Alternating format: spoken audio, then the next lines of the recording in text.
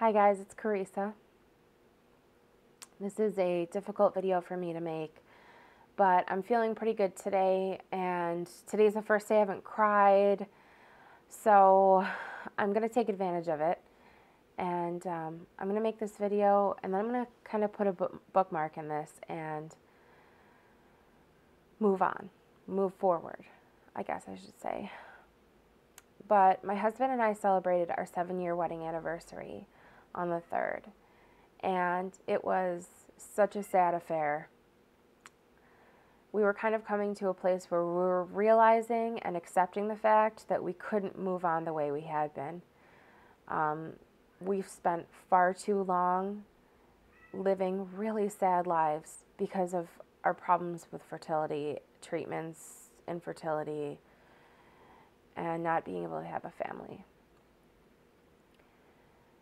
The truth is, we don't want to do it anymore. Not the way we have been. And I'm glad we both feel the same way. I really wanted to ask my husband to make this video with me, but I really couldn't do that. I know that this is such a difficult thing for him to talk about just with me.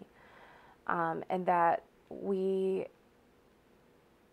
came to an agreement that I'm comfortable with sharing with you without bringing him into it and dragging all of the emotions to the surface for him again. But we are planning to cease all efforts to conceive for at least a year. That's really hard to say. It's really hard to do. But considering the fact that really the only thing in our way right now is my weight, a little bit my age, but mostly my weight, that's something that I'd like to focus on because it's something that I want to do something about anyway. And in the quest to lose weight and start a family, I found out about the kinds of things that I'm going to need to do to make that happen. And that's something that will help me ultimately. You know, granted, yes, it took me all this time, but it's been worth it up until now. And really, worst case scenario, if we don't start trying until next year, I'll only be 31. So even if it takes us a year from that point, I'll be 32. I don't have that much of a crunch as far as time concerned, and it will be so much more worthwhile if I'm physically healthy. So I just want to give that a shot. I just want to stop forcing what is not clearly going to happen. And that's not an option for everyone. You know, a lot of you watching this video right now might not have that, you might not have the luxury of the time or the chance that you could get pregnant naturally. But we were never told that our only option was IVF or IUI. We were never told that we're infertile. So why am I putting myself through this? It's as if I didn't hear it. It's as if I didn't want to believe that all I have to do is take care of me and it'll happen. It will.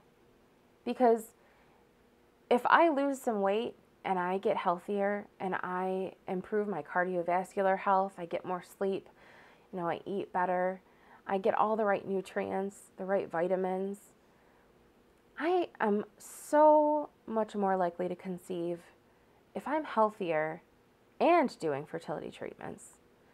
So either way, if it doesn't happen on its own, I'm giving myself a better starting point if I kind of pull myself together here and stop having a milkshake for dinner because I'm depressed because I got my period or whatever happens that, you know, gets me to this place.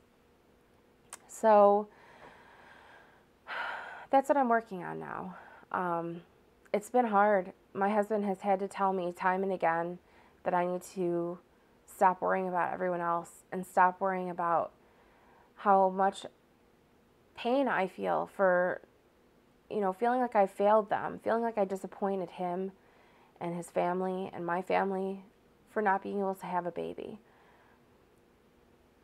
It's just so hard. It's just so hard. I love him so much, and I know that that's something that, man, it matters so much to him. It means the world.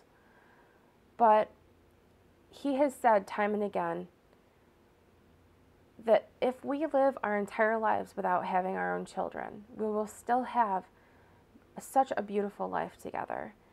And our relationship has only gotten stronger through all of this. And it's made us appreciate each other that much more. I think our relationship's truly unique, and I think that as difficult as this has been, it would have done so much more damage to a couple that didn't have that core that we've built. And I think that that's what makes me feel, it makes me feel silly, because I know I should care a lot more about the position I'm in. I should be, at the very least, I should be more vain about it. Like, I can't believe how I look. I'm so overweight. But the truth is when you are loved through eyes like his, which just love me so unconditionally and make me feel so comfortable, it's hard to be that critical of yourself. I don't see myself with the same eyes because I'm being loved by his. So that's something I've got to work on, because the truth is when you love someone that much and you care about them that much, you want to do something, to honor them and to make them proud. And I want to give him back the woman he married, because he married a woman who had different ideals and standards about health and well-being. And I need to get back there, not only for him, but for me and for the children we could possibly have in the future. I don't want to be this woman when I'm holding my baby for the first time. As bad as I want a family, I don't want it under those terms. I don't want it all forced by drugs and procedures that I don't have to go through, because all I have to do is lose some weight. So I know it's not as simple as that. I made it sound pretty cut and dry right now, but it's because we've done a lot of talking and we've come to this decision together. But I have to be mindful of the fact that I live in the day and age of Facebook and social media. It is so easy now to find out about every baby born to every person that you ever even knew a little bit.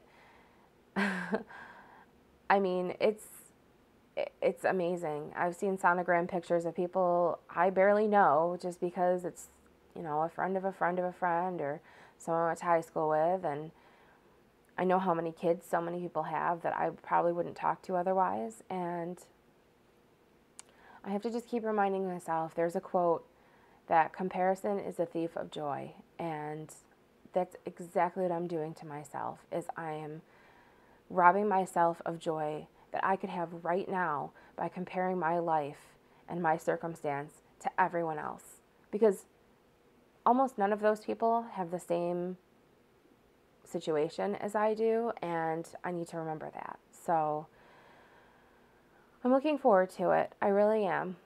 And I'm mourning it a little bit, my decision, because I was feeling good. I was feeling pretty hopeful, but the truth is I felt like I was doing it the wrong way. And knowing that my husband supported the way I was feeling, and really he's the one who brought it up, and I thought, wow, it's like I'm getting permission to stop.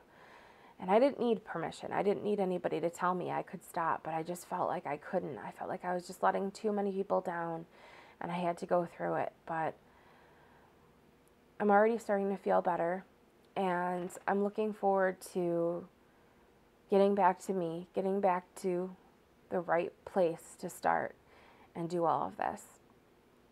So that being said, obviously I'll be following all of my doctor's recommendations and instruction, but I'll be doing things to better myself overall and also hopefully improve my fertility and my odds of conceiving, but just not on such a closed, um, you know, under a microscope type of situation. I'm going to kind of slowly develop a body that can handle this, and hopefully it yields good results. So that's that. If you guys have questions for me, and you can say whatever you like, I don't mind, but just let me know. I appreciate everyone who's been there through all of this. YouTube has been a huge stress relief because I don't share any of our fertility problems or any of the challenges we faced on Facebook or publicly. I only really talk about it with a select number of people, and even then I don't bring it up often because it's a sensitive subject, and sometimes it's easier for me, it's easier on my stress levels and just on my mental health and all that, to not bring it up. So this has been great because I feel like I can talk about it. I feel like if you're watching this, you probably are in a similar situation, or you're, trying to figure out how to deal with it if someone is going through it. So I feel like it's not information being forced on anybody. It's just, I'm just putting it out there. And I hope that, if there's anything that I can or have done to help, please. That's why I'm doing this. So thank you very much. Thank you for everything. I'm going to wrap this up, and I'll be updating you on just all sorts of other stuff going on in my life, my new health and well-being routines, I guess you could say, and we'll see how it goes. So thank you very much, and I will talk to you soon.